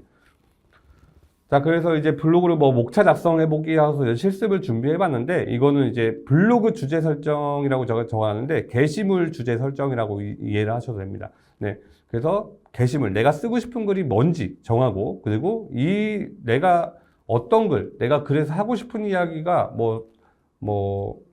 제품 A야. 그럼 제품 A를 키워드 삼아서 키워드를 더 찾아보고요. 그리고 나서 이 주제와 키워드가 적합할까? 이것들을 고민해서 키워드와 이 글에 이제 그것들을 이제 좀 꼼꼼하게 한번 따져보고, 그 후에 내가 어떤 순서로 이야기를 할 거야 라고 이 순서를 정해주세요. 목차를 통해서 순서를 정해놓고, 네. 이 순서를 정해놓고 글을 발행하기 전에 꼼꼼하게 한번 제목과 이런 부분들을 꼼꼼하게 확인해 보시면은 이제 글쓰기 시간이 처음엔 조금 오래 걸릴 수 있습니다. 네, 처음에는 500자 쓰는 것도 되게 힘겹게 느껴지실 거예요. 근데 이것들을 한 단계 좀 내가 체득을 해나가고 익숙하게 이제 만들게 되면은 자연적으로 이 과정이 한 5분, 10분, 네, 빠르면 그냥 의식의 흐름대로 쓰는데도 이게 숙달이 돼가지고 완성이 되는 약간 이런 것들이 생기게 될 건데, 처음에 이 절차대로 만약 글쓰기를 안 해보던 방법을 이제 적용을 하게 되면은 일반적으로 1시간 정도 소요된다고 하시더라고요. 네, 1시간 정도 소요되기 때문에, 그래서 이거는 이제 약간 여유가 있을 때 내가 한번 시간을 두고 한번 꼼꼼하게 한번 이 과정을 한 번 정도, 1회 정도 한번 반복해 보면서, 이게 내가 평소에 이 부분에서 또 놓치고 있었구나. 이런 부분들을 이제 옛날에 내가 썼던 글들, 그 다음에 노출 안 된 글들, 그리고 새로 쓴 글, 이렇게 해서 좀 이 부분을 비교해 보면서 좀 체감해 나가시면은, 이번 이 키워드로 상위 노출하는 이 방법에 대해서 좀 효과적으로 다루시게 될 거예요. 자, 그럼 지금까지는 약간 키워드를 다루는 방법에 대해서 이야기를 드렸는데요. 네. 지금까지 이 키워드라는 걸 가지고 좀 생소한 개념을 가지고 막 이야기를 하다 보니까 좀 어렵게 느껴지셨을 거예요. 네, 어렵게 느껴지셨을 건데, 이 상위 노출 글쓰기 부분부터는 조금 더 그 부담은 조금 낮습니다. 네. 이거는 약간 상위 노출 글쓰기 같은 경우에는 기본적인 개념만 조금 설명을 드리면, 소비자와 대화를 하듯이 글을 쓰면 된다라는 약간 그런 주의예요. 네. 자, 그럼 기본적으로 한번 상위 노출 글쓰기 노하우에 대해서 한번 알아보도록 할게요. 네. 자, 아까 제가 수업 저희가 강연 초반에 알려드렸던 내용이죠. 소비자 중심의 콘텐츠를 제작해야 된다라고 이제 설명을 드렸는데, 네, 여기에서도 이제 마찬가지입니다. 다만 여기에서 제가 이제 교육 자료로 이제 만들다 보니까 단어가 조금 어려울 수 있어요. 그래서 하나씩 좀 설명을 좀 드리도록 할게요. 자, 첫 번째가 소비자가 대체 무엇을 이유로 검색을 하고 무엇을 찾고자 하는지 이 소비자의 관심사를 파악하세요. 네. 그러니까 이 키워드를 왜 검색하지? 그러면 내가 이 글에다가 어떤 이야기를 해야 이 키워드에 노출될 수 있을까? 약간 이런 고민이라고 이제 보시면 되죠. 네. 그리고 여기서 소비자 관점 반영에 대해서 조금 설명드리면, 예를 들면은 법률이에요. 법률. 변호사 이런 이제 상담이 필요한 이런 법률적인 이제 자문이 필요한 키워드인데, 교통사고 관련이나 이용 관련이나 여러 가지가 있겠죠. 자, 이 부분에서 만약 내가 촐싹거리는 단어를 써가지고 문체를 써가지고 너무 발랄하게 글을 쓰게 되면 지금 글을 검색하시는 분들은 굉장히 심각한 상황이에요. 교통사고 나가지고 보상금을 받아야 되고 막 이게 될까 안 될까 막 이런 고민 때문에 막 된 상황이야. 그렇다면 그 단어, 그러니까 촐싹거리고 뭔가 깨발랄한 약간 그런 글쓰기는 잘못됐다고 볼 수가 있겠죠. 소비자들에게 공감할 수 없는 글인 거죠. 그렇기 때문에 여기 이런 법률 관련 컨텐츠는 진지하고 진정성 있고 그리고 약간 팩트와 사례 이런 것들을 바탕으로 꼼꼼하게 그 고객이 그 소비자가 가지고 있을 만한 고민을 들어주고 이러이러한 절차를 통해서 해결할 수 있어요 하고서 확신을 주는 게 가장 중요하다고 보시면 돼요. 네. 그래서 이 소비자들이 어떤 상황에 놓여 있나 그리고 이 사람들은 어떤 감정 상태일까? 이 사람들은 심각할까? 아니면은 그냥 즉흥적으로 우리 어디 가지? 여자친구랑 데이트 어디 하지? 이런 즉흥적인 검색인가? 이런 것들에 따라서 이제 단어라던가 아니면은 문장의 표현 이런 것들을 뭐뭐 하세요 이거 아니라 뭐뭐 합니다. 뭐 이런 식으로 이제 바꿀 수가 있는 거죠. 그래서 문체를 결정할 때는 그 글을 보시는 소비자분들이 어떤 상황이고 어떤 감정 상태인지를 좀 한번 생각해 보면서 하시면 좀 좋아요. 네. 그래서 약간 제가 블로그 글쓰기를 좀 이제 비유를 많이 드리는 게, 가상의 고객과 전화 상담을 하고 있는 느낌으로 저희 진행을 하면 된다라고 얘기를 드려요. 네. 가상의 고객. 내 머릿속에 내가 떠오르는, 내가 뭐 3일 전에 왔던 고객분이 있어. 그 고객분이 만약 이런 키워드를 검색해서 글을 보게 된다면, 약간 요런 방식으로 내가 이야기를 하는 게 훨씬 더 좀 친근하게 다가가거나 아니면 진지하게 다가가는데 좋지 않을까? 약간 요런 고민들을 하면서 가상의 고객을 떠올리면서 글을 한번 써보세요. 그럼 굉장히 효과적으로 이 소비자 관점을 반영해낼 수가 있습니다. 네. 자, 그리고 이제 문제 해결형 콘텐츠라는 게 이제 간단하게 설명을 드리면요. 소비자들이 우리 회사, 우리 뭐 예를 들면 공장에서 뭐 생산 관련, 뭐 디자인 관련 이런 것들을 하는 분들이에요. 그러면은 이 소비자들이 뭔가 질문이나 뭔가 의도가 있다는 거죠. 검색에 분명한 목적이 있는데 이 목적을 바탕으로 우리는 이런 것들을 이런 방법으로 해결해 줄 수 있어요. 아니면은 이런 상황에선 이렇게 하시면 더 효과적입니다. 라는 식으로 문제를 해결해주는 글을 쓰시면 훨씬 더 효과적이에요. 네. 그러니까 이게 어떤 형태로 효과적이냐면요. 글을 통해서 우리 회사, 우리 매장, 우리 기업, 우리 제품과 서비스에 대해서 더 전문적이고 고급스러운 그 이미지를 더 전달을 할 수가 있게 되는 거예요.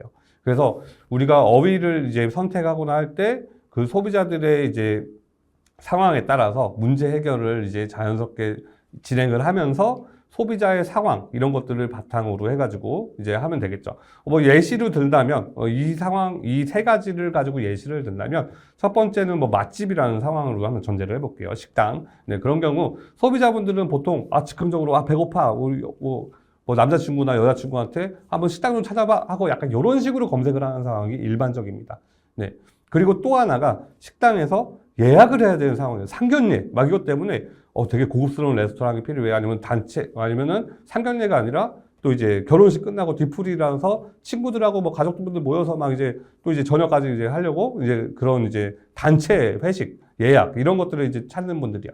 그래서 이런 식으로 이 소비자들의 상황에 따라서 그 관심사도 다르고요. 그러니까 어떤 매장을 찾고 있는지에 대한 관심사도 다르고 그리고 소비자가 처해 있는 상황도 달라집니다. 네. 그리고 이 문제 해결 콘텐츠에서 짚어줘야 될 내용도 달라지는 거죠. 네, 소비자가 데이트 장소를 찾고 있다면 우리 이제 이쁜 스테이크 막 이런 사진도 올리면서 그다음에 막 이제 커플들 사진 찍은 거 막 해가지고 우리 고객분들 와가지고 막 이게 벽에다가 막 커플 사진, 인증 사진 막 이렇게 해서 폴라로이드로 걸고 가신다. 막 이래서 포토존 같은 거 이야기하고 데이트하기 좋고 네, 그런 것들을 이제 강조해주고, 네, 그런 식으로 이제 글을 쓰는 게 이제 핵심이고, 만약 이제 상견례 같이 중요한 자리라면 약간 차분하고 조용한 분위기를 전달할 수 있는 사진과 글, 이런 것들이 이제 더 중점이 되겠죠. 그래서 이 소비자들의 관심사를 파악하고, 소비자들의 그 관점, 그러니까 소비자들의 상황이죠, 상황을 판단하고 그리고 그에 맞는 문제 해결을 해주는 컨텐츠들을 작성해주면 훨씬 효과적일 거예요. 물론 이게 우리 매장을 어떻게 이렇게 이야기해야 되지라고 생각이 든다면 일단 문제 해결 컨텐츠라는 개념은 보류를 하셔도 됩니다. 소비자들이 어떤 상황에 놓여 있고 어떤 상황에 놓여 있고 그들은 어떤 걸 찾는지 이것만 가지고 글을 쓰셔도 훨씬 더 효과적으로 하실 수 있을 거예요. 예를 들면은 뭐 패백 관련된 것도 굉장히 좀 이제 수요가 있잖아요. 그래서 패백 같은 경우에는 그분들은 이제 좀 결혼 기간까지 여유를 두고 지금 막 견적을 뽑고 있는 상황인 거예요. 네. 그렇다면은 그분들이 필요로 하는 건 가격대, 그 다음에 그 품질이라든가 뭐 제품의 품질, 서비스 품질, 그 다음에 다른 분들의 후기 이런 것들이 굉장히 중요하겠죠. 그래서 고객들의 이야기를 잘 풀어내주는 것. 그래. 그래서 그런 부분들이 소비자들이 원하는 글을 쓰는 방법이라고 이제 생각을 하시면 되고, 일단 가장 좋은 방법은 가족분들을 하나의 소비자로서, 아니면 또 내가 소비자로서, 다양한 관점에서 글을 한번 연습을 한번 해보는 겁니다. 네. 이 연습이라는 게 나 혼자 쓰는 게 아니라 블로그에 한번 올려보시는 거예요. 그래서 실질적으로 노출이 됐을 때, 내가 생각했던 키워드에서 17등이었는데, 이 방법으로 바꾸니까 6등까지 올라왔는데, 약간 이런 식으로 하나씩 그 포인트들을 한번 바꿔가면서 한번 글을 써보시면은, 바로 체감이 되실 겁니다. 그래서 이제 예문들을 저희가 몇 가지 정리를 해놨어요. 예문을 적어놨는데, 이야기가 좀 길어졌죠.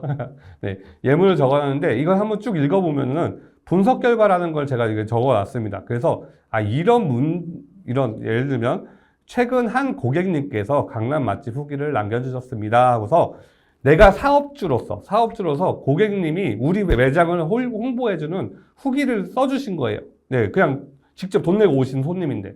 그래서 그분이 이제 회사 회식으로 저희 매장 와가지고 고기의 맛과 서비스에 크게 만족했다고 막 글을 써주셨어. 그래서 그것들을 이제 소개하면서 약간 자랑 아닌 자랑을 하는 거예요. 네, 다른 고객분의 후기를 통해서 우리 매장을 자랑하는 글인 거죠. 네. 소개하고, 네. 그래서 뭐 부드러운 소고기와 넓고 쾌적한 회식 공간이 최고였대요. 라고 이제 이런 이야기들을 합니다. 그러면은 자연스럽게 고객의 경험, 네. 실제로 방문했던 고객분들의 경험을 중심으로 글이 작성되기 때문에 이 글을 쓰시는 분들도 고객인 거잖아요. 예비 고객. 네. 그렇기 때문에 공감대가 형성이 됩니다. 부드러운 소고기가 특징이고 굉장히 회식 공간이 넓나 보다. 약간 이러면서 그 인근에 있는 이제 회사원분들이 이제 회식 장소 찾으실 때 좀, 공간 넓은 곳을 선호하시니까 여기로 골라야겠다. 약간 이런 식으로 선택을 하게 된다는 거죠. 네. 그리고 이제 작성자 또는 고객의 경험 포함이라고 해가지고 이제 실질적으로 고객의 이야기를 중심으로 이야기를 하기 때문에 그래서 이제 실제로 고객의 회식 경험이 70% 정도 이제 글 안에 포함되어 있는 거죠. 실제로 네이버 같은 경우, 구글 같은 경우에는 큰 문제가 없는데 네이버 같은 경우에는 이 경험을 굉장히 잘 살릴 필요가 있습니다. 네. 그렇기 때문에 약간 우리 사장님으로서의 이야기, 직원으로서의 이야기, 그 다음에 고객으로서의 이야기 같은 이런 실질적인 분들의 그 경험과 에피소드를 가지고 글을 쓰시는 게 노출에 훨씬 더 유리해요. 이렇게 쓰시면 강남 맛집도 1등을 잡으실 수가 있어요. 사장님이 쓰신 것에도 불구하고. 네. 그래서 이 방법을 잘 쓰시면은 강남 맛집이라는 어마어마한 키워드도 잡을 수가 있게 됩니다. 그리고 가독성을 고려하고 글을 썼다. 그 다음에 소비자 중심의 콘텐츠를 썼고, 키워드도 자연스럽게 강남 맛집 후기라는 단어를 강남 맛집 후기, 네, 이런 것들을 이제 잘 넣어가지고 글의 초입부, 이런 것을 잘 이제 써놨다라고 이제 얘기를 할 수가 있는 거죠. 그리고 이제 기준을 준수하지 않은 예문 같은 경우에는 뭐 소고기 전문점 뭐 해가지고 그냥 설명이죠, 설명. 우리는 강남의 소고기 전문점이고 많은 사람들이 찾아와서 소고기를 즐기고 있다. 이제 회식을 위해 방문해왔다. 최근 한 고객이. 이런 식으로 굉장히 설명을 딱딱하게 하고 있는 상황이에요. 이런 글은 실제로 노출이 잘 되지 않습니다. 네. 단순한 설명이기 때문에.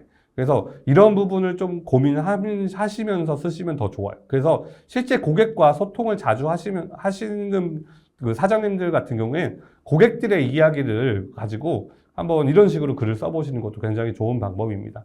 네.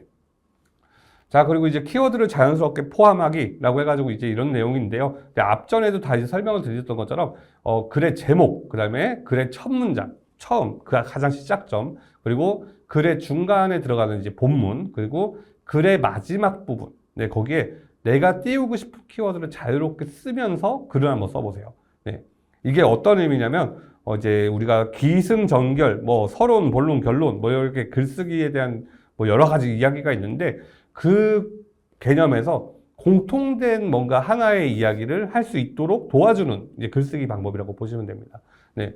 그래서 뭐 예를 들면 블로그 키워드 사용법이라는 제목을 만약 작성했어요. 그러면 블로그 운영할 때는 이제 키워드를 잘 사용하는 것이 중요합니다라고 해서 블로그라는 단어와 키워드라는 단어, 이거 그리고 사용이라는 단어, 이 세 가지 다 포함이 되어 있죠. 그리고 이걸 첫 문장으로 시작을 하고 키워드를 포함한 문장은 상위 노출에 도움이 됩니다라고 해서 이제 키워드라는 단어를 잘 본문 중간에 잘 넣어놨어요. 그리고 최종적 마지막에 블로그 키워드 사용법을 잘 활용하여 상위 노출을 노려보세요 라고 해서 최종적으로 블로그 키워드 사용법이라는 내가 노린 키워드를 정확하게 다시 한번 쓰고 있죠. 그래서 글의 시작, 중간, 끝이 동일한 키워드를 중심으로 하나의 이야기를 한다라는 점을 잘 전달하시면은 상위 노출에 훨씬 더 유리하게 동작을 하게 됩니다.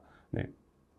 그래서 실제로 키워드가 많이 반복됐을 때를 예시를 적어놨는데요. 네, 똑같이 블로그 키워드라는 키워드예요. 네, 블로그 키워드는 블로그 키워드가 중요합니다. 블로그 키워드를 잘 사용해야 합니다. 이 겨우 두 문장 사이에 블로그 키워드라는 이 키워드, 검색 키워드죠. 이 검색 키워드가 3번이나 들어갔어요. 네, 딱 봐도 글이 어색해 보일 겁니다. 네, 자연스럽질 않아요. 네, 그렇기 때문에 이런 부분을 고려해서 키워드를 너무 반복하는 습관이 만약 있으시다면 이 부분을 일부러라도 좀 줄이실 필요가 있으세요. 네, 그래서 실제로 이제 예문도 있는데 예문 한번 읽어보시면 도움이 될 것 같고요. 네, 예를 들면 지금 저 같은 이제 예문을 지금 일부러 업종별로 좀 몇 가지 준비를 해놨어요. 그래서 뭐 이제 하수구 막힘이라고 해서 천호동 지역에 있는 뭐 이렇게 해서 쭉 이렇게 적어놨고, 네, 여기는 이제 보면은 약간 처음에는 소개 같아 보이지만 여기 두 번째 문장부터 이야기가 조금 고객을 중심으로 바뀌어요. 최근 한 고객님께서 변기 막힘 문제로 저희를 찾아주셨습니다. 급한 상황에서도 저희는 신속하게 출동하여 문제를 해결해 드렸습니다. 고객님께서는 저희의 빠른 대응과 전문성에 크게 만족하셨습니다. 네, 지금 여기서부터 여기 그 글의 한 절반 정도가 고객의 이야기로 진행이 되는 거예요. 네, 그래서 실제로 이런 식으로 글을 썼을 때 훨씬 더 노출이 유리해지는 거고요. 그리고 키워드를 자연스럽게 처호동 하수구 막힘이라고 처호동 하수구 막힘, 그다음에 막힘 뭐 이런 것들을 자연스럽게 글 중간중간 넣어서 이야기를 처음부터 끝까지 하나의 이야기를 하고 있다라는 것을 확실하게 전달을 하고 있죠. 뭐 이건 이제 잘못된 예문인데요. 네, 이것도 역시 비슷합니다. 네, 아까와 잘못된 부분과 비슷한데, 네, 키워드가 전혀 천호동이라는 지역명이 전혀 들어가지 않고 글 중간에만 있어요. 네, 글 앞과 끝에 없고, 네, 이런 글은 실제로 노출이 잘 안 되는 편이고요. 네, 그리고 보면은 너무 설명해줘요. 네, 너무 설명해주고 고객의 경험이나 고객의 이제 그 후기 이런 내용이 전혀 없죠. 네, 고객의 어떻게 리액션을 했는지에 대한 이야기가 전혀 없어요. 그렇기 때문에 이런 방식의 글을 쓰게 되면 너무 설명문이 되기 때문에 오히려 네이버 같은 검색 결과에서는 노출이 잘 되질 않습니다. 네. 그래서 글을 쓰실 때 이런 부분을 꼭 생각하시면서 고객의 사례를 가지고 뭔가 이야기를 하려고 노력을 하거나 정 안 되면 가상의 고객이라도 익명을 통해서 실제로 내가 겪었던 고객분들의 이야기를 바탕으로 가상의 고객을 넣어놓고 이야기를 좀 진행하실 필요가 있어요. 실제로 사기 노출을 위해선 약간 이런 부분들이 좀 필요하게 됩니다. 그리고 아까 제가 이제 키워드를 너무 많이 반복하게 되면 문제가 있다고 설명을 드렸잖아요. 네. 그래서 이제 과도한 키워드를 너무 뭐 매트리스 해서 막 100번을 반복했어. 그러면은 자칫하면 스팸이 됩니다. 네. 그러니까 의미 없는 단어를 계속해서 반복해가지고 올리고 있다라고 판단을 할 수가 있어요. 그렇기 때문에 글을 쓰실 때는 이게 지금 여기 설명을 보면 500단어에서 10번 정도예요. 500단어. 그러니까 500단어라는 게 글자 수로 치면 약 2000자 정도 된다고 보시면 됩니다. 1500에서 2000자 정도 돼요. 그러면은 거기에서 10번 정도 했을 때 적당하다. 2%에서 3% 정도. 이 정도가 적당하다라고 생각을 하시면 됩니다. 네. 그래서 글자 수로 판단하시는 분도 계시고 단어로 판단하시는 분도 계시는데 저는 이제 1000자 기준으로는 한 5번, 그 다음에 500단어 기준으로는 이제 10번 정도 이렇게 이제 기준을 잡고 있어요. 그래서 가장 편한 방법, 나만의 방법을 좀 이제 실제로 글을 써보면서 노출 성과를 보시면서 한번 이렇게 나는 한 300글자 쓸 때 키워드를 한 2번 정도만 넣어도 잘 뜨더라. 뭐 500자 넣는데 7번 넣으니까 잘 뜨더라. 이런 이제 개인만의 체감이 좀 있거든요. 그래서 이 자체가 정답은 아닙니다. 정답은 아니지만 내 블로그에 맞는 그 체감되는 그 수치가 있기 때문에 그거는 이제 내가 직접 글을 써보시면서 찾아 나가시면 큰 도움이 될 거예요. 그래서 이거 같은 경우에도 이제 이번에 가평 펜션이라는 예시로 해가지고 간단하게 했는데, 이 역시도 이제 한 가족이 저희 펜션을 방문했습니다 하면서 고객의 이야기를 진행하고 있죠. 네. 그래서 이런 것들이 중요하고, 키워드 밀도, 가평 펜션 추천이라는 걸 바탕으로 가평 펜션 추천으로 유명합니다. 그 다음에 가평 펜션 추천으로 저희만한 곳이 없습니다. 뭐 이런 식으로 이제 이야기를 이제 할 수가 있겠죠. 그리고 중간에 보면 추천이라는 단어가 들어가고 가평이라는 단어가 들어가고, 네. 그래서 이런 이제 키워드의 그 빈도, 밀도 이런 것들을 이제 요 정도 이제 맞춰주시면 좋다고 이제 보시면 되고, 네. 지금 여기 같은 경우에는 이제 펜션과 가평이라는 단어를 엄청나게 많이 쓰고 있어요. 특히 펜션. 네. A 업체는 가평에서 펜션 1번, 펜션 2번, 펜션 3번, 펜션 4번, 그다음에 펜션 4번, 펜션 5번. 네, 5번이나 반복이 됐어요. 좀 많이 들어간 겁니다. 짧은 문장에 비해서. 그래서 이런 식으로 이제 내가 무엇에 대해서 이야기하는지가 명확하다면 이 펜션을 사실 빼도 돼요. 네. A 업체는 저희는 가평에서 유명한 펜션입니다. 많은 가족들이 저희 그 숙소를 방문하고 있습니다. 이런 식으로 단어를 바꿔주시는 것도 방법이고요. 네. 그리고 지금 키워드가 정확하게 지금 제대로 자리가 잡지 않고 중간에만 있기 때문에 이 글은 상위 노출에 좀 부정적인 약간 그런 이제 결과를 받으실 수 있다. 약간 이렇게 판단을 하시면 됩니다. 그래서 키워드를 너무 많이 반복하는 것, 그리고 너무 적게 반복하는 것도 문제예요. 왜냐면은 너무 적게 반복한다는 것은 글이 어떤 이야기를 하는지 기계가 판단을 할 수가 없어요. 그러니까 사람만 판단할 수 있는 기준이 있고, 아직까지 기계에 대한 분석은 아직 사람보다는 좀 부족해요. 그렇기 때문에 좀 이제 사람이 이해할 수 있을 정도로 쓰고, 그 다음에 꼼꼼하게 한 문장 한 문장 보면서 한 문장 보면서 좀 살펴볼 필요가 있습니다. 네. 그래서 아직 기계는 사람을 못 따라잡기 때문에, 그래서 사람이 만족하더라도, 그러니까 이 키워드를 적게 쓰더라도 적게 쓰게 되면 사람은 만족하지만 기계는 만족하지 못한다. 약간 이런 기준이 적용된다라고 생각을 하시면 좋습니다.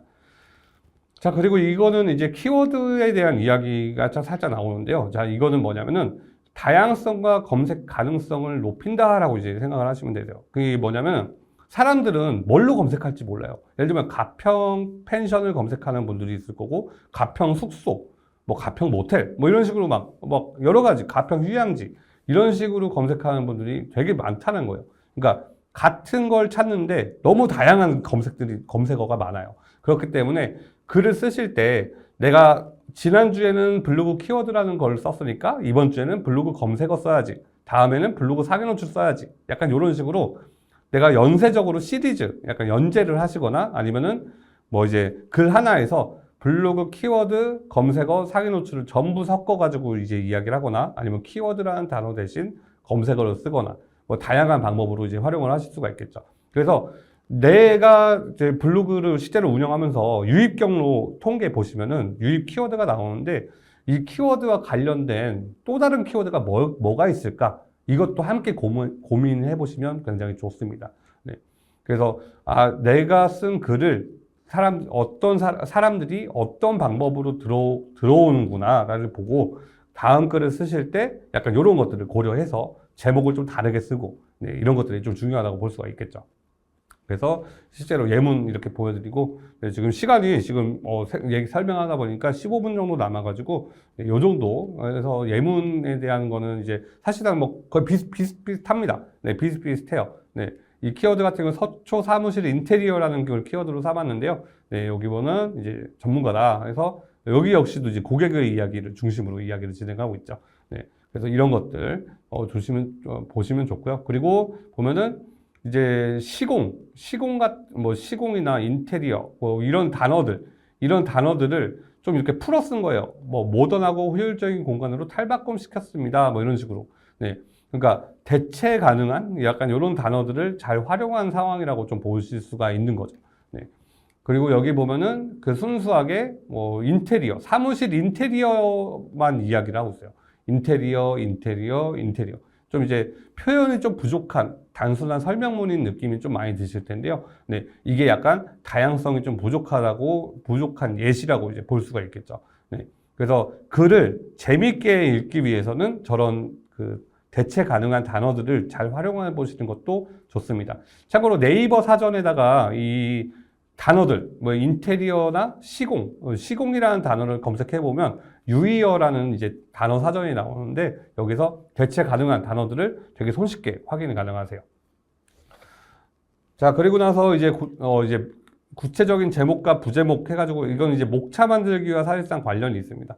네, 목차 만들기와 관련이 있는 내용인데요. 네, 이 내용은 뭐 목차랑 사실상 내용이 중첩이 되는 부분이 있기 때문에 간단하게 설명만 하고 넘어가도록 할게요. 다시 한번 강조를 드리지만, 이 목차를 만들면서 생기는 게 부제목이라는 개념이에요. 부제목이라는 개념인데, 예를 들면 우리가 식당을 만약 이제 홍보를 한다면, 자, 첫 번째로 식당을 찾는 분들은 가장 먼저 뭐가 필요하냐?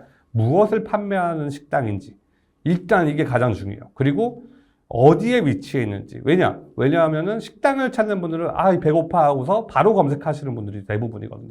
그렇기 때문에 가장 가까운 곳을 선호하실 거예요. 네, 최대한 가까운 곳. 최대한 멀리 것이 아니라 가까운 곳. 네. 그리고 나서 가격을 보실 겁니다. 분위기나 가격 등을 보실 거예요. 그래서 이런 이제 이야기의 흐름들을 소비자들에 좀 맞췄을 때 노출 결과가 어떻게 바뀌는지 한번 직접 해보시면은 굉장히 좀 재밌는 이제 약간 실험이 되실 거예요. 네.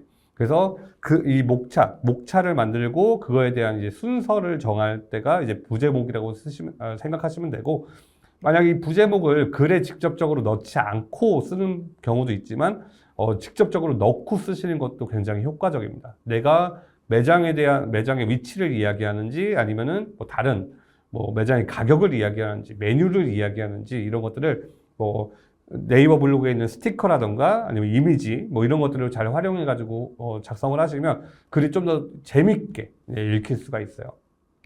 네. 그래서 이런 것들을 이제 활용하시면 되고, 그리고 이 부분도 제가 이제 급하게 이제 교육 전에 이제 넣어놓은 건데, 자, 링크를 활용하실 때 조금 중요한 부분이 있습니다. 중요한 부분.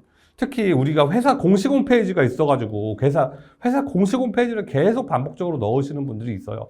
이런 경우 스팸이 될 수 있어요. 스팸이 될 수 있고, 그리고 동시에 또 뭐가 문제냐? 내 글의 내용과 관련이 없는 이제 링크예요. 예를 들면 내가 세금 처리와 관련된 이야기를 하는데 국세청 링크를 넣어야 되는데 관세청 링크를 넣었어.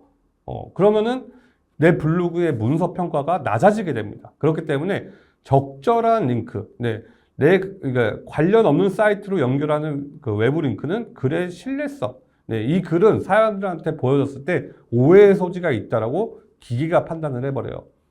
그렇기 때문에 이런 부분은 좀 신경 쓰시면서 이제 링크를 넣으시면 좋고, 그래서 이제 실질적으로 사기 노출을 글을 쓰기 위해서는 앞전에 이제 이야기했던 건 바탕으로 해서 목차를 중심으로 내가 이야기를 어떤 순서로 해야지 하고 결정을 하신 다음에, 그 다음에 내가 어떤 키워드로 글을 쓰면 좋을까 하고 고민을 해보신 다음에 글을 쭉 쓰고 마지막에 제목을 짓는 이런 방식으로 연습을 하시면 좋고요. 그리고 다 쓴 글은 직접 올려놓고 이제 이웃분들, 가족분들, 동료분들 이런 분들하고 같이 한번 이야기해 보세요. 이 글 내가 쓴 건데 혹시 잘 편하게 읽혀? 아니면은 좀 단어가 너무 어려운 게 있어? 약간 이런 식으로 이것저것 한번 물어보세요. 글쓰기와 관련된. 그러면은 이게 약간 뭐랄까, 내가 혼자 쓸 때는 내가 알고 있는 지식을 가지고 이야기하는 거라서 불편을 못 느끼는데 남의 글을 볼 때 이게 느껴지거든요. 말이 너무 어렵다. 막 이런 것들, 문장이 너무 쉴 새 없이 이어진다. 마침표가 없고. 이런 것들이 느껴지기 때문에 꼭 다른 분들과 글을 같이 공유하면서 한번 살펴보시는 걸 가장 강력하게 권장을 해드립니다. 그러면서 이제 특히 블로그를 하시는 분들끼리 이야기를 나누시면은 같이 성장하게 되는 계기도 되니까요. 그래서 혹시 주변에 블로그 하시는 같은 동료분이나 아니면은 사장님이나 아니면 교육생분들 계시면은 같이 소통하시면서 글을 서로 공유하시면 좋을 것 같아요. 자, 그리고 이제 블로그로 넣어놓은 이제 내용인데요. 네, 이거는 이제 블로그 전화 상담 링크할 때 제가 좀 이제 실제로 겪어본 일이기도 하고, 네, 그래서 저도 이제 사업을 하는, 1인 사업을 하는 입장에서 겪어봤고, 컨설팅하는 과정에서도 많은 분들이 겪었던 내용이라서 좀 알려드리는 부분인데요. 우리가 특히 이제 010, 요즘에 그 가계번호, 이제 그 국선번호 같은 걸로 해서 이제 보통 안 하시고 핸드폰 번호로 하시는 분들이 굉장히 많으시잖아요. 네. 그러다 보니까 핸드폰 번호는 기본적으로 개인정보예요. 그러니까 매장 번호, 070 같은 인터넷 전화나 050 같은 인터넷 전화 또는 02, 031, 032 네, 이런 내용들 같은 경우에는 이제 개인정보로 취급을 하지 않고 뭔가 이제 이건 국선이니까 라는 약간 그런 게 있는데 010이라는 번호만 썼다 하면은 이제 노출이 이제 수리가 뚝 떨어지는 경향이 좀 생겨버립니다. 그렇기 때문에 웬만하면은 이제 고객센터로 연락하려면 여기를 클릭하세요 같은 유도 문구를 쓰시거나 최대한 이미지를 쓰시는 게 좋아요. 직접적으로 글 안에다가 타이핑을 하기보다는 이미지로 넣으시거나 링크로 해가지고 이제 고객센터 이제 챗봇 같은 이제 상담할 수 있는 네, 그런 곳으로 이제 넘기는 거죠. 네, 그렇게 하시는 게 훨씬 더 효과적으로 이제 전화번호를 고객센터 번호로 전화하는 거를 좀 유도하는데 상담을 유도하는데 좀 효과적으로 쓰실 수 있어요. 그래서 웬만하면은 010 같은 이런 개인 번호를 공식적으로 등록하는 거는 권장을 해드리지 않는다는 거 좀 참고를 해드립니다. 네, 그래서 실제로 한번 해보시면 평소에 전화번호를 넣으셨다가 안 넣고 쓰시면 수리가 갑자기 평소보다 훨씬 더 높게 나오는 그런 분들 경험을 많이 하실 거예요. 네, 그래서 네이버 같은 경우에는 네이버 안에 비즈니스를 위한, 그러니까 온라인 상담을 위한 네이버 톡톡이라는 서비스가 있어요. 네이버 톡톡. 네. 이 네이버 톡톡이라는 게 블로그랑 연동이 가능합니다. 연동이 가능해요. 그래서 특히 개인정보 노출이 없고 일단 네이버가 자체적으로 비즈니스를 중심으로 해서 만든 서비스이기 때문에 아무런 문제가 생기지 않아요. 네. 그리고 네이버 톡톡의 가장 큰 장점 중 하나가 자동화 시킬 수 있다는 거예요. 우리가 그 블로그도 하고 사업도 하고 상담도 하고 진짜 정신없거든요. 네. 매장에서 고객 관리하고 있고 거래처랑 상담하고 있는데 막 온라인으로 막 문의 들어오고 막 이러면 진짜 정신없고 전화도 계속 오고 이러면 진짜 정신 없어지는데 네이버 톡톡이 무료로 이런 맨 처음 인사를 보내는 환영 인사 메시지, 그 다음에 그 자동화해서 챗봇을 만들 수가 있습니다. 챗봇. 그러니까 버튼을 누르는 식으로 약간 우리가 보이는 ARS 한번 해보신 적 있으실 거예요. 보이는 ARS. 그 느낌으로 챗봇을 만드실 수가 있어요. 그래서 단순한 이제 반복적인 상담 업무는 챗봇으로 맡겨서 네이버 폼으로 넘긴다거나 아니면 네이버 폼 예약이나 아니면 네이버 예약 시스템 이런 걸로 넘긴다거나 아니면 홈페이지로 넘긴다거나 아니면은 별도로 문자 보내기로 연결을 하거나 막 이런 식으로 설정이 가능합니다.